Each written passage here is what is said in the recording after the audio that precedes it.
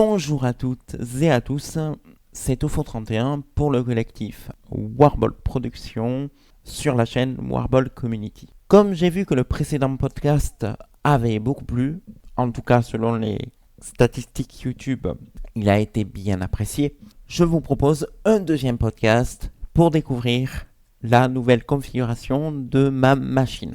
Je viens de mettre à niveau mon matériel. Avant de parler de la nouvelle configuration, il serait bon de savoir quelle configuration j'avais avant pour avoir un comparatif en termes de performance et de capacité. La dernière fois que j'ai fait une mise à niveau, c'était en 2019. À cette époque-là, j'avais fait l'acquisition d'un Ryzen 7 3700X, 8 cœurs, 16 threads, une carte graphique Nvidia RTX 2070, 8 Go de VRAM sur la carte graphique et 8 Go de RAM en termes de barrette mémoire. Voilà pour l'ancienne configuration. Autant dire que ça a commencé à dater parce que 2019 c'est assez loin.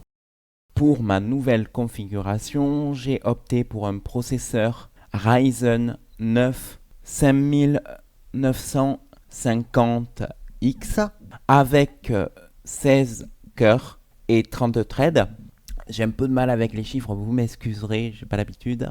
Pour la carte graphique, j'ai opté pour une carte graphique AMD RX 7800 XT Gaming OC avec 16 Go de VRAM et 64 Go de mémoire vive en DDR5, si je ne me trompe pas.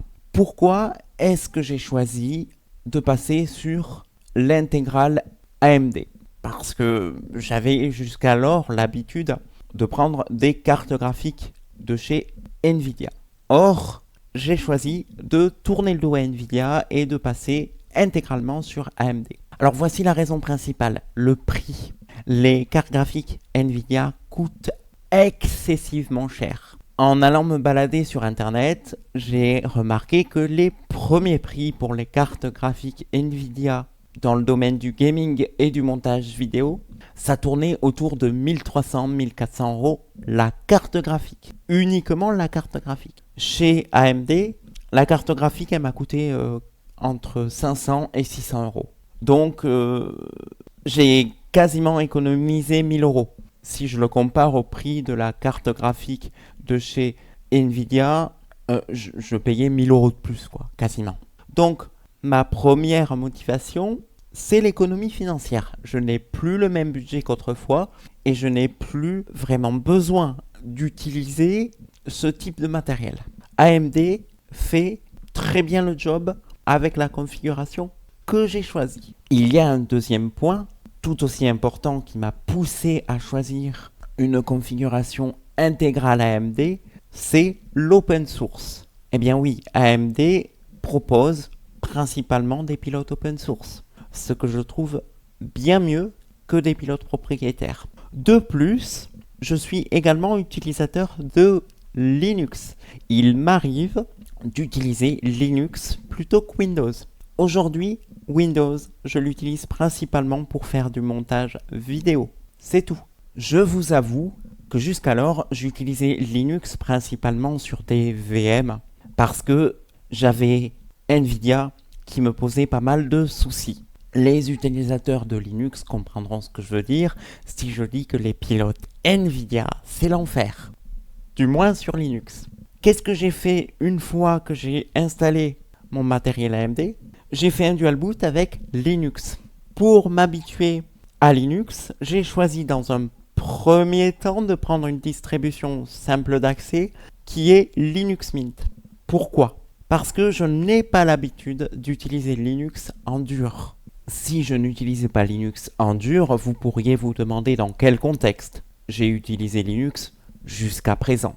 Je vais vous expliquer tous les contextes dans lesquels j'ai utilisé Linux. Alors, dans un premier temps, sur VM, que ce soit parce que je veux découvrir une distribution pour satisfaire ma curiosité, pour apprendre à l'utiliser, ou encore simplement pour le plaisir de la découverte, pour m'amuser, pour le plaisir. Ensuite, il y a aussi parce que pour certains tutos, comme par exemple la vidéo que j'avais fait sur la mise à niveau mineure et la mise à niveau majeure de Linux Mint, il me fallait une machine Linux pour illustrer mes propos. Donc à titre de tuto. J'ai également utilisé Linux pour faire du stockage. Donc ça consistait à prendre un disque dur ou une clé USB et à stocker les fichiers sur l'ordinateur sur lequel la distribution était installée. L'ordinateur en question comprenait un disque pour le système et un disque mécanique de stockage de 8 à 10 Tera. Je ne sais plus combien exactement. Je précise que ce n'était pas ma machine, c'est une machine qui était là pour stocker des fichiers produits par le collectif. Donc c'était même pas sur mon propre PC. Et franchement, stocker des fichiers sous Linux, c'est la même chose qu'avec Windows. J'ouvre le disque dur externe, je transfère les fichiers vers la machine Linux, terminé. Enfin, il y a un dernier cas dans lequel je pouvais me retrouver avec une distribution Linux entre les mains. Comme vous le savez, et pour ceux qui ne le savent pas, je le précise, le collectif Warble Productions a été fondé par des personnes en situation de handicap, moi compris. À cette époque-là, j'étais donc dans un établissement pour personnes en situation de handicap, donc pour être plus précis, un foyer d'accueil médicalisé. Pour des raisons qui sont personnelles, j'ai été contraint de vivre dans un foyer tel que décrit. Dans ce foyer, il pouvait arriver que certains ordinateurs, soit parce que il n'était pas possible de faire autrement, soit par choix de la structure, d'avoir une distribution Linux installée dessus.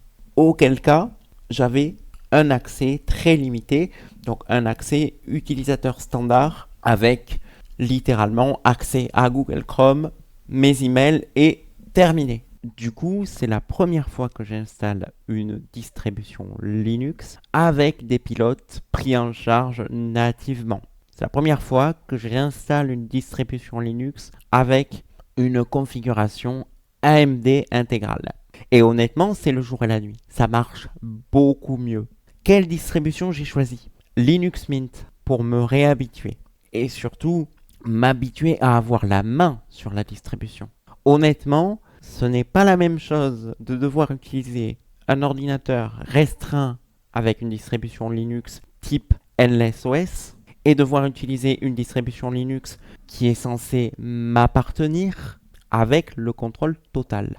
Et du coup, qu'est-ce que j'en pense de Linux? Quel est mon ressenti? Alors pour être honnête, j'ai eu l'impression d'une légèreté absolue. Là où avec Windows, des fois j'ai l'impression que le truc, il est vraiment lent ou alors des fois il y a des trucs qui collent pas trop, qui sont un petit peu problématiques.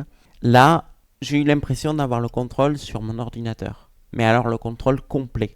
Et honnêtement, ça m'a rassuré. Le seul truc qui m'a dérangé, c'est que parfois je n'arrivais pas à ouvrir certains disques durs sous Linux, puisque comme auparavant j'utilisais Windows, je n'utilisais que des partitions NTFS, et du coup j'ai rencontré quelques couacs avec les partitions NTFS du côté Linux. Donc voilà, je ne pense pas que le problème soit impossible à résoudre sous Linux, parce que j'aimerais quand même pouvoir ouvrir mes disques durs, même en NTFS. Donc, je vais faire des recherches pour voir si on peut ouvrir les partitions NTFS sous Linux. Je remarque que sous certaines distributions, notamment celles qui utilisent KDE, NTFS pose problème. Je vais donc chercher une solution pour résoudre celui-ci. Mis à part mon petit problème avec les partitions NTFS, Linux est un très bon système d'exploitation. J'ai pu choisir l'environnement de bureau que je préférais. J'ai pu choisir la distribution que je souhaitais et pas forcément me contraindre parce que j'avais tel ou tel pilote. Et j'ai pu pour la première fois avoir une sensation de liberté sur ma machine, ce qui n'est pas rien. Mais alors, pourquoi je continue à utiliser Windows à côté de Linux avec un dual boot? Je pourrais me dire, je me débarrasse de Windows et je passe intégralement à Linux. La réponse est simple, les logiciels de montage vidéo. Je n'ai pas trouvé de logiciel de montage qui me permettent de faire exactement ce que je fais avec l'outil qui m'a été fourni par le collectif. Lors de sa création, le collectif Warble Productions a pris pour décision de standardiser les méthodes de production de vidéos. Ainsi, les vidéos ne sont produites qu'avec certains logiciels. Très souvent des logiciels payants tels que Camtasia, Premiere Pro. À une époque, on a eu Sony Vegas aussi. Ces logiciels ne sont disponibles que sur Windows et macOS. On ne va pas se le cacher, la plupart des formations en montage vidéo, du moins pour les professionnels, ne se font que sur des logiciels disponibles sur Windows et macOS, type Premiere Pro, Sony Vegas. Pour être honnête à 100% avec vous, je me suis renseigné pour savoir quel type de formation était proposée autour du montage vidéo. Peu importe la thématique, les formations se font principalement sous Windows ou macOS. On retrouve principalement des formations pour Adobe Premiere Pro et un petit peu de formation pour iMovie, le logiciel d'Apple. Mais honnêtement, concernant le montage vidéo, il n'y a aucune formation pour un outil disponible sous Linux. Du moins, si elle existe, je ne l'ai pas trouvée. Les seules formations que j'ai pu trouver qui incluaient Linux, ce sont des informations d'administrateur système, gestion de serveurs, type entreprise, mais pas de formation liée à la création de contenu multimédia.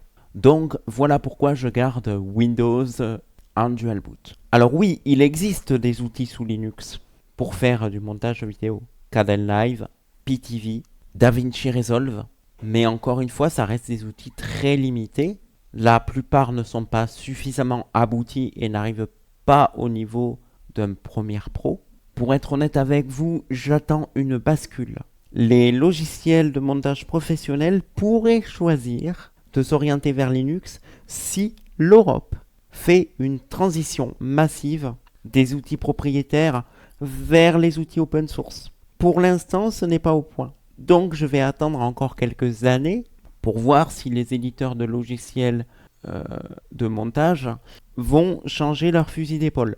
Honnêtement, j'espère que oui, parce que franchement, je trouve ça complètement idiot d'être prisonnier d'un logiciel de montage sous prétexte qu'il n'est pas disponible sous le système d'exploitation open source qu'est Linux. J'attends également de voir si Linux va prendre des utilisateurs supplémentaires après la date de fin de support de Windows 10 qui arrive en octobre.